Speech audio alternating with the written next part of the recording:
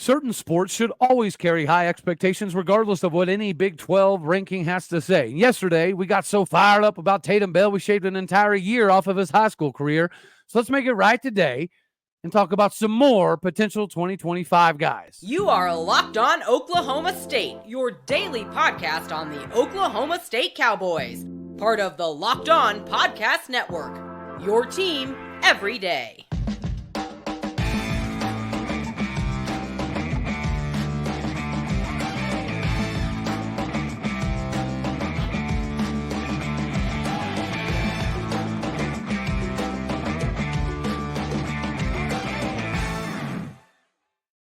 Howdy, y'all, and hello, all. Welcome back to Locked On Oklahoma State, your daily stop for all things Cowboy and Cowgirl related. My name is Cody Stovall. I want to thank you kindly for stopping by. We're available on all of your podcasting platforms, visually as well on YouTube. Find me personally on X at AllDayOState.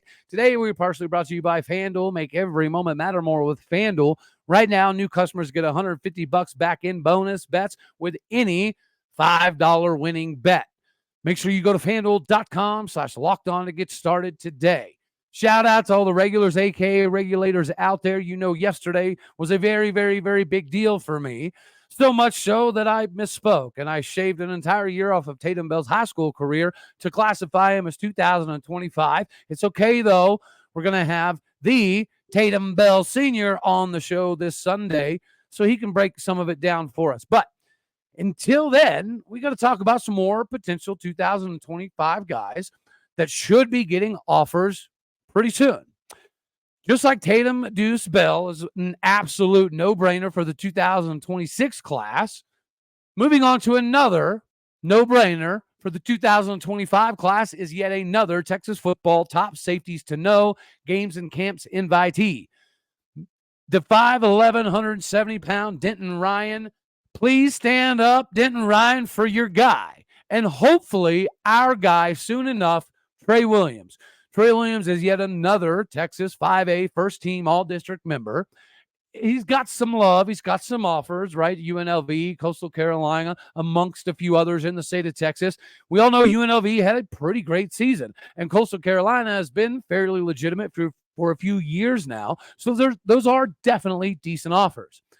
But as more certainly will come up, I hope that we are definitely in the mix, because although his on-field play is pretty impressive in and of itself, it's the countless reports of recruiting analysts, scouts, coaches, and trainers from around the DFW area that all say the same thing. This kid's character is top-notch. He's an absolute savant with trying to figure out how to take little extra angles in the game of football and use it to his advantage. He'll play the game at 130,000 miles an hour every single snap. He does all of the little things the right way, especially when no one is looking. He takes the classroom very seriously. He holds himself accountable.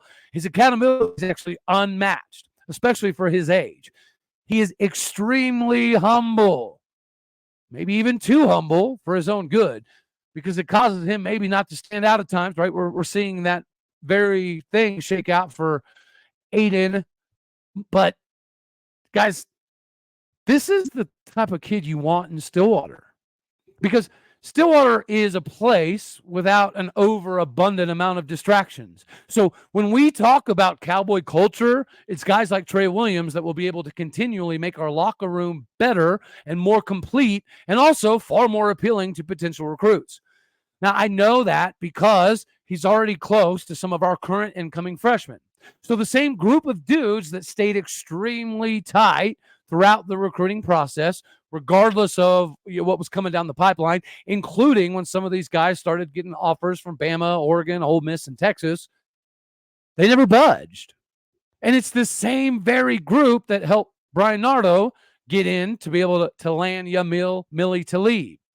So the biggest way to secure this kind of brotherhood and continue growing a bigger foothold in the Texas recruiting area, it's with guys like these, right? Guys that can play at this level, that get the game at a little bit of a different level, but also operate their lives the same way that they operate in the weight room preparing for football. It's the same way they operate on the football field, whether it be scout team, special teams, first team, it doesn't matter. This kid is built for Stillwater. Not every kid is, right? Some kids are just not cut out for the life that is Stillwater, because it does force you to focus on football. It forces you to focus on scholastics because there isn't a bunch of distractions. Some kids, though, are 100% built for Stillwater. Trea is absolutely one of them. All right, so another kid that I'm fairly certain will all have the good opportunity to see play at the next level, hopefully, very soon. It's for us. This Richardson, Texas native, wide receiver Kobi KB Foreman is a 2025 four-star dude by multiple publications. And being 5'11", 175 pounds hasn't prevented him from already receiving offers from Pitt, Houston, Texas Tech, TCU, Arkansas, Baylor, SMU, and, of course, Oklahoma State. He is a burner with blazing speed. I am very, very partial to track guys. You know this. Just like Gundy is very partial to wrestlers. So, I like – no, actually, I like. Like isn't a strong enough word. I love a dude that can run a 10,800 meter and a sub 22 200 meter, while also being able to long jump almost 20 daggone feet. Now, On Three has him either going to SMU or Baylor. Rivals has him leaning towards Baylor, but I personally don't give 13 hoots what they think about his destination choice, because they don't have Brian Nardo and Rob Glass, and they don't have Yamil Millie Talib. See, these connections are important, especially for Oklahoma State, especially as the Big 12 is growing and continues to grow. You don't want to allow other teams to creep into your area of operation. We're allowing teams to creep into this area, and we shouldn't, right? These relationships are what we're gonna have to foster to get all of these guys. The fan bases get to back their product, right? That's one of the purposes of choosing a college.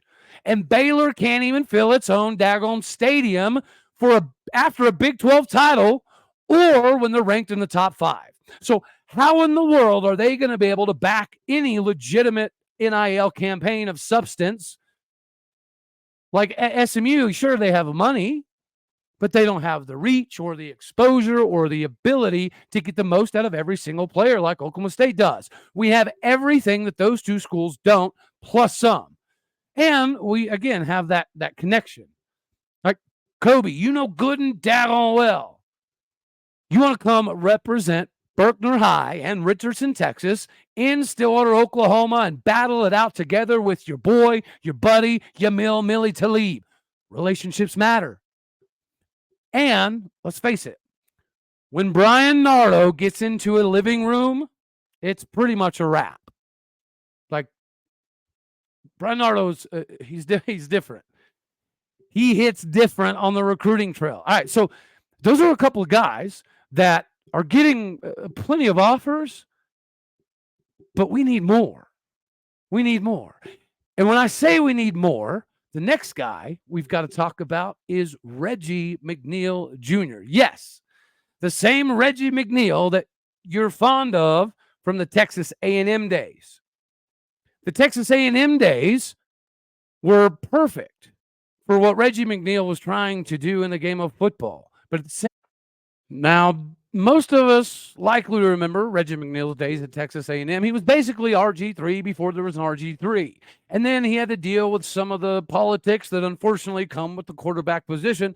Therefore, Reggie McNeal Jr. is a certified, bona fide athlete. He's been playing wide receiver and DB his entire life until his high school needed him to play quarterback. And of course, because his dad is able to kind of help him flourish so quickly, he picked the game up very, very quick. The game of quarterback, that is. That seems to be a little bit of a misnomenclature with Reggie McNeal Jr. because he played quarterback, and he played quarterback pretty daggone successfully. There seems to be a consensus that that's what he's going to play in college. I'm here to tell you that's not exactly the case. Matter of fact, I'm also here to tell you that if they had it their way, he would be playing wide receiver or cornerback when it comes to college, primarily because that's one of those positions that your talent speaks for itself. Your gameplay speaks for itself. You don't have to worry about the politics of maybe I should start this QB, maybe I should bring this guy. You don't have to deal with that. And they don't necessarily need to deal with that either because he's so daggone good. It's unnecessary. But if you go look at his highlight clips, you will see that he started 8 games as a quarterback. He threw for almost 1,500 yards, had almost 15 passing touchdowns, had almost 500 yards rushing, and almost 10 touchdowns. It flashes on film how athletic he is. But people, I think, are getting a little bit confused with the idea that he has to play quarterback. I'm telling you, when I was able to watch Reggie on the field play wide receiver and DB, I was impressed. That's why I personally got invested in Reggie McNeal and diving a little bit deeper into what he had going on. Now, of course, he is getting some love from some SEC schools, including the one that his dad also played at. But this is an opportunity for Brian Nardo and Coach Hammerschmidt to swing in here and get a guy who's so versatile, he can play both sides of the field. He's also such an incredible athlete. He cerebrally can see the field from a different perspective. You know, I love the development of Josiah Johnson because of how often he was able to play quarterback. Well, this is kind of the opposite. Reggie McNeal Jr. is already a surefire wide receiver and a corner. I think he looks a little bit better on the defensive side of the ball, but don't get it twisted. Reggie McNeal Jr. loves to go up and head top, folks, as they say. He can high point the daggone ball. He's got a lot of athletic ability, much like his dad. That's not a big surprise. But ladies and gentlemen, this 6'1", 180-pound athlete can play DB all day, every day, right here, right now, just like he can play wide receiver at the next level. I'm just trying to dispel the myth that he is a quarterback and he has to go to college to play quarterback. That's not the case. He's an athlete that can high point the ball. And when you see him play defense, and again, I'm sales pitching. Okay, that's fair. I am. But at 6'1", 180 pounds with some room to grow. I mean, his dad's over 205, 210 pounds. He can get that as well. So if Body by Glass can get this many players into the NFL, could you imagine what he could do with Reggie McNeal Jr.? And again, would I love to see him on the defensive side of the ball? Yes. I think that he looked a little smoother there. But his ability at wide receiver is definitely on this level. We all know that the wide receivers that come to Oklahoma State instantaneously get a shot in the NFL because we produce wide receivers over and over and over and over again. So yeah, selfishly, I'd like to see him play some DB at the next level, but I also know he can do both. So why not let him do both? And he's going to look way better at America's Brightest Orange than the burnt orange down there in Tejas or that maroon stuff, that they got going on at A&M. I don't have anything but respect for Reggie McNeal and what he's able to do at A&M. He was my favorite player at A&M. But his son needs to grow his wings a little bit, end up in Stillwater, America. Just like you, ladies and gentlemen, before we talk about some Big 12 rankings, you need to spread your wings a little bit too in the dollar bill department by going to FanDuel.com/lockedon today. Guys, right now, new customers get $150 back in bonus bets with any winning $5 or more bet. Again, that's 150 bones back if your bet wins. You got to get buckets and buckets of bucks together because America's number one sportsbook partner is FanDuel. Right now, you can bet on your favorite NBA players or your favorite NBA teams. There's a multitude of things you can bet on, whether it be same game parlays, quick bets, exclusive player props, who's going to win the game, the possession, and the titles. Just go to FanDuel.com/lockedon. Shoot your shot But make sure your next shot's your best shot with FanDuel. Go to FanDuel.com/lockedon because FanDuel is the official sportsbook partner of the NBA. All right, so let's shift gears a little bit. I'm sure a lot of you saw Josh Pate decided to put out, a little iteration of the coming into the 2024 season Big 12 power rankings.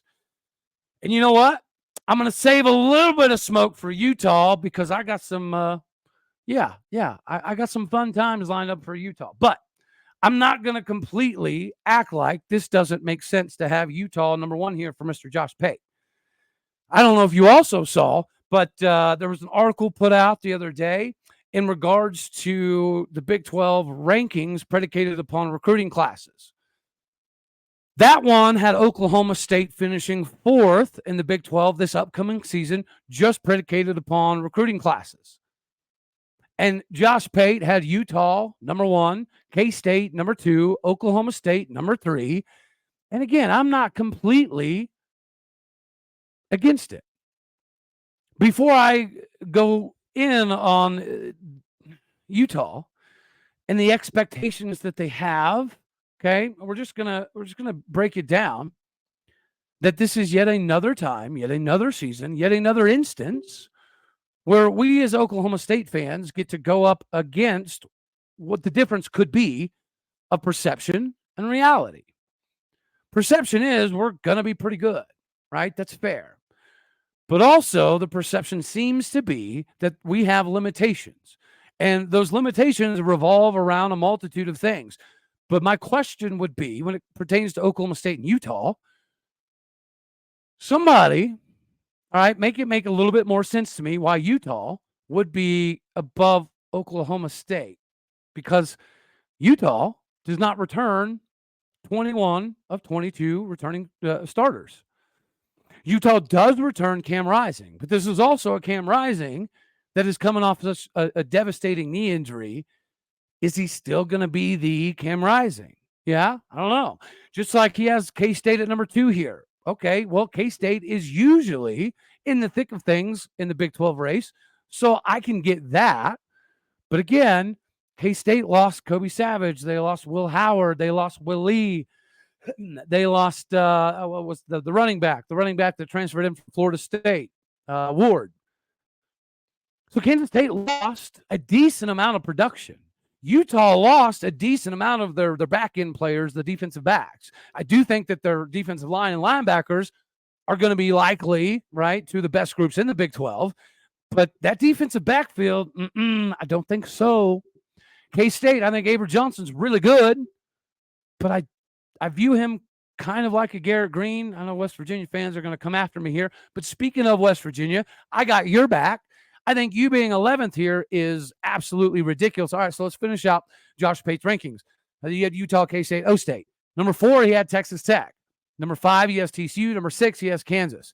That's disrespectful to KU, in my opinion. Number 7, UCF. I think UCF's going to be improved. I don't know if 7's quite the right fit.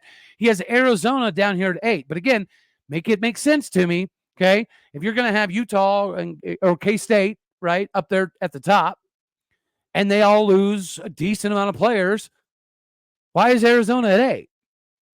If the argument is because they have to replace all of the coaches, okay, that's fine, right? But 8 seems a little low. Iowa State at 9. That kind of fits. It does, but Iowa State should be a little disrespected here. Colorado at 10. That would be not good for Deion Sanders and his approach of we just need the portal, we just need the portal, we just need the portal. If he goes portal heavy and ends up 10th place, I don't think that that's that great of a look. West Virginia returns a decent amount of dudes from a 9-win ball club. Now, yes, they did lose some major pieces, but I think West Virginia is going to be better than 11th. I think Houston at 12 here. I think that's kind. I think Willie Fritz is legitimate. I think he's Lance Leipold 2.0 all day, every day. I do think it'll take him a year or two to get it to the level that we all know it can be, to the level that he had it at Tulane. Arizona State here at 13, right? Makes some sense. I really like Dillingham. I think he's like a baby version of Gundy. but he's got to kind of keep growing here. Baylor at 14. Yeah, this does make sense. I think DeQuan Finn might be one of the best gets in the conference, especially in the quarterback position for the transfer portal. But I don't know that it's enough to help Baylor, and I don't know that Dave Aranda, is. I don't know if he's the guy. Not that it matters, because no matter who plays for Baylor, no matter who coaches for Baylor, Baylor fans will never show up and support their team like they're supposed to, so it doesn't matter. BYU here, 15. I think they have more talent than this, but they didn't really try at all in the portal. And it doesn't appear as they tried super, super hard in the high school recruiting realm either. Maybe I'm wrong. I hope I'm wrong, but this doesn't make sense. And then Cincinnati is 16. You've got some dudes. But your best players left. As a matter of fact, 2 of your best players went to UCF. Another one of your best players stayed in conference to transfer as well. So unfortunately, Cincinnati had to lose a lot to bring in a lot just to end up at almost the same position they were at the end of the season. I don't know. That all kind of makes sense. And then the other one, I can't remember. I tried to find the article, but it was they had Oklahoma State at 4th based on the recruiting rankings over the last few years and how it should shake out on the field this season. So once again, what that says, and it had Utah up top, it had K-State, Texas Tech, some of those other ball clubs up there. What that says to me is Oklahoma State recruiting classes don't get respect. We're not going to get respect no matter how many wins we have unless they equal trophies. If we start winning more trophies, then I do think people will start giving more respect to the Oklahoma State recruiting classes. But if you look at the guys last year, right, we got guys that had offers from Georgia and Bama and Oregon and Ole Miss that decided to come to Oklahoma State. Did those guys get a bump in recruiting? No. Would those guys got a bump in recruiting if they would have went to any of those schools? Abso-flippin'-lutely. It is what it is. We are where we are. Call a spade a spade. You need to call a spade before we get to baseball expectations. Don't worry. They'll be simple. They'll be quick. You all should already know what the baseball expectations should be. But nonetheless, if you're going to go to baseball games, you don't have to stress anymore about planning weeks in advance or months in advance because Game Time Tickets has you covered. There's a lot of reasons I like Game Time, right? But personally, the biggest one for me is the view of the seat. But it's the fast and easy way for you to buy tickets for all sports, music, comedy, and theater. And right now, you can get hooked up with a $20 off your first purchase right here, right now. You already know, with the last-minute tickets, flash deals, zone deals, easy to find and buy your tickets, and you get to view the seat before you ever even get there.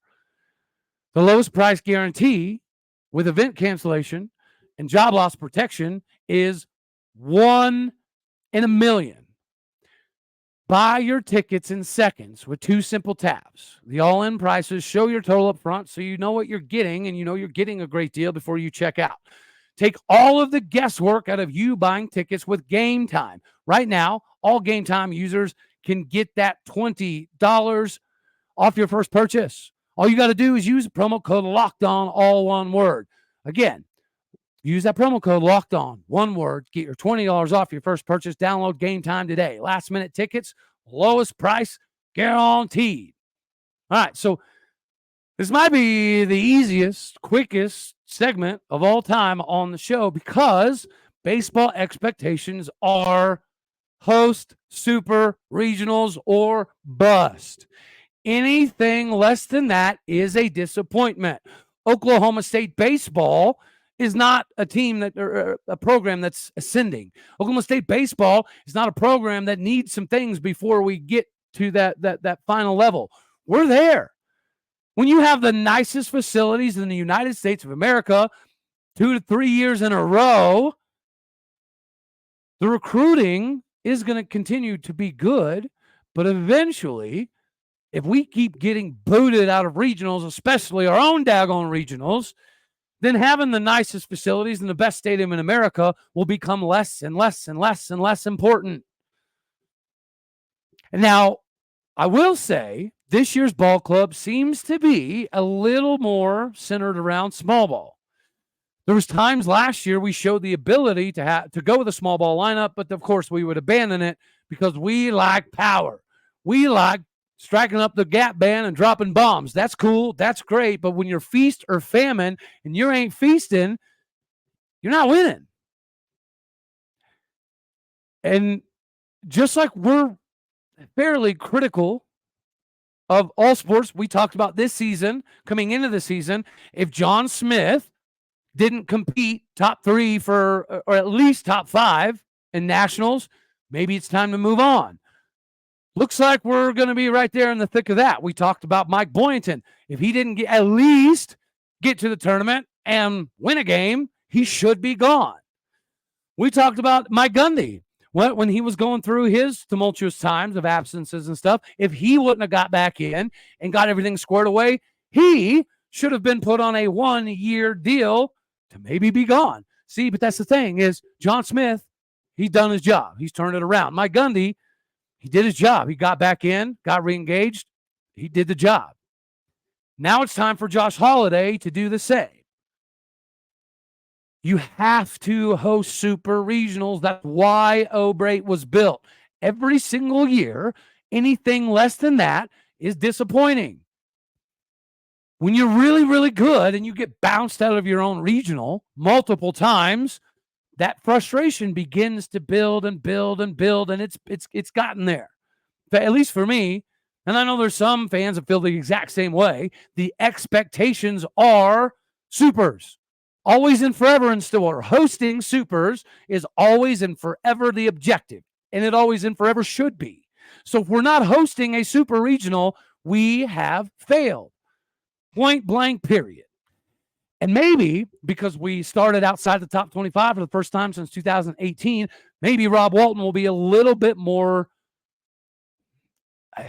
intelligent with the pitching rotation. Like you can typically visibly see when somebody doesn't have their stuff. Matter of fact, pitchers will typically tell you before they ever even step on the mound, I know my slider's working today. My two-seam, not so much. I know my curveball's dominating. My four-seam, maybe a little bit off. Your pitchers know when they got their ace stuff and when they don't.